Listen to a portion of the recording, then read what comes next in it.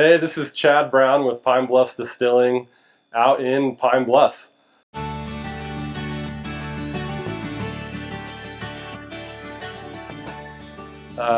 We've been a resident of the Cheyenne, Laramie County area for 5.5 years now.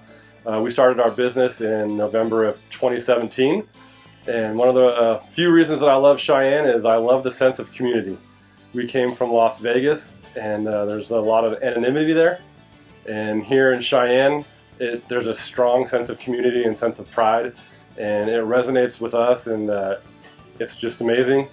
The number of people that have welcomed us as newcomers to the area and supported our business has been phenomenal, and we really couldn't ask for anything more than that. So yeah, that's why I love Cheyenne, is the sense of community and the sense of community pride.